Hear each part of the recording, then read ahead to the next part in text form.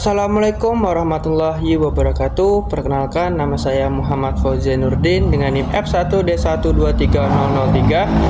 Di video kali ini saya akan membahas tentang topik dampak lingkungan pada eksploitasi panas bumi, di mana PLTP dengan judul jurnal Kebijakan Pengembangan Panas Bumi dan Lingkungan di Indonesia dan Amerika Serikat. Untuk lebih jelasnya, saya akan jelaskan pada slide berikut ini. Latar belakang, panas bumi merupakan salah satu energi yang ramah, di mana pemanfaatan energi panas bumi geotermal menjadi sebuah pembangkit listrik atau PLTP menjadi salah satu pilihan energi alternatif yang sangat menjanjikan dan ramah lingkungan dibandingkan dengan energi lainnya. Nah, di sini energi panas bumi juga dapat digunakan sebagai ketahanan energi sekaligus energi terbarukan untuk menjaga krisis iklim global.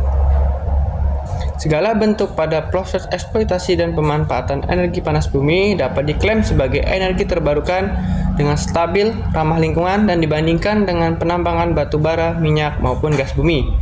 Namun, dari fakta lapangan sebenarnya, panas bumi tetap menghasilkan dampak negatif bagi lingkungan maupun kesehatan. Lokasi panas bumi ini seringkali muncul pada wilayah hutan konservasi dengan masuk ke dalam hutan yang dilindungi.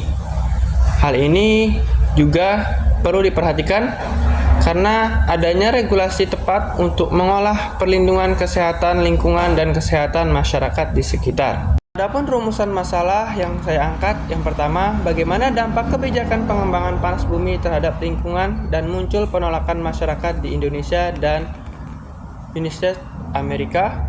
Kemudian yang kedua, servis bagaimana perbandingan regulasi panas bumi antara Indonesia dan Amerika Serikat ditinjau dari perspektif keadilan ekologis industri. Kemudian yang ketiga adalah rekonstruksi prinsip regulasi dan standarisasi pemantauan dampak lingkungan agar pemanfaatan panas bumi dapat berjalan. Tetapi dalam faktanya di lapangan, keadaan panas bumi ini memiliki dampak eksplorasi maupun eksploitasi di lapangan, di mana kasus fatalitas dan kebocoran pipa ini merupakan salah satu hal yang dapat terjadi jika tidak dimanajemen dengan baik. Selanjutnya adanya tumpang tindih dengan kawasan konservasi, karena seperti yang kita ketahui bahwa panas bumi ini dapat muncul di wilayah dengan daerah perbukitan atau dekat dengan magma. Kemudian adanya penolakan masif masyarakat, di mana masyarakat merasa terganggu akan adanya industri panas bumi ini yang akan merusak keanekaragaman sekitar dan merusak mata pencaharian masyarakat sekitar. Kemudian munculnya limbah B3 hasil pemboran, di mana pemboran ini dapat terjadi jika salah perhitungan maupun salah dalam menentukan titik pengeboran. Selanjutnya yaitu kesenjangan hukum di Indonesia, di mana seperti sebelumnya dijelaskan bahwa salah satu kesenjangan hukum di Indonesia yang pertama tumpang tindih dengan wilayah konservasi, di mana keberadaan panas bumi atau sumber panas bumi ini seperti dapat banyak ditemukan pada wilayah konservasi atau area yang dilindungi. Kemudian izin usaha yang lebih dahulu dibandingkan solusi lahan yang digunakan. Kemudian yang ketiga adalah ketidakseimbangan antara aspek ekonomi dengan lingkungan. Selanjutnya, perbedaan kebijakan antara Amerika Serikat dengan Indonesia. Yang pertama diatur dalam The Geothermal State Act 1970 dan Geothermal Earth Act pada tahun 1980. Kemudian yang kedua, regulasi Amerika menyatukan wilayah spesifik konservasi yang wajib dilindungi, di mana di Amerika Serikat sendiri sudah diberlakukan wilayah-wilayah tertentu yang digunakan untuk panas bumi maupun daerah yang tidak boleh digunakan atau wilayah konservasi. Terus yang ketiga yaitu Amerika Serikat mewajibkan pemantauan penilaian dampak secara berkala dalam penyewaan lahan.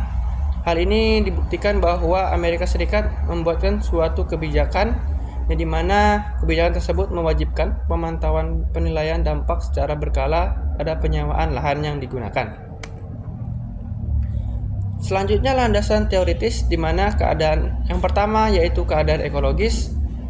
Keadaan ekologis merupakan keadaan antara interaksi antara lingkungan maupun manusia. Yang kedua, kebijakan hukum energi, di mana energi yang ideal harus memasuki 3 tahap atau 3 aspek yang harus ada, yang meliputi yang pertama ekonomi, kedua politik, dan ketiga lingkungan.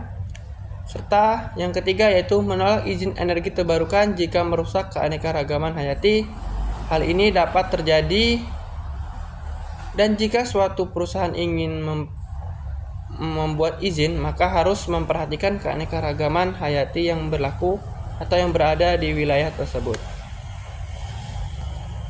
Adapun saran untuk Indonesia, yang pertama, standar pengawasan terpadu, di mana pengawasan ini diperlukan untuk mengatasi hal-hal yang tidak diinginkan dalam pengolahan panas bumi nantinya.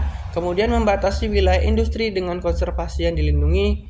Wilayah ini jelas di mana industri dan wilayah konservasi yang berdekatan akan mempengaruhi keadaan lingkungan sekitar jika tidak dimanajemen dengan baik. Kemudian yang tiga yaitu penguatan sanksi dan perbaikan ekologi, di mana sanksi yang berat membuat para pelaku usaha akan berpikir lagi untuk melakukan perusakan keanekaragaman hayati di Indonesia.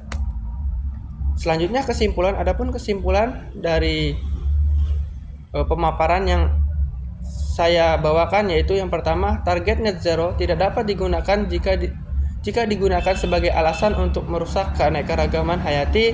Yang ketiga, pemanfaatan sumber daya perlu diatur untuk menunjukkan regulasi yang adil dan berkelanjutan. Serta yang terakhir yaitu transisi energi dapat berjalan dengan imbang, di mana antara ekologi dengan lingkungan sekitar. Cukup sekian materi yang dapat saya sampaikan, kurang dan lebihnya saya mohon maaf. Billahi taufiq wal hidayah. Wassalamualaikum warahmatullahi wabarakatuh.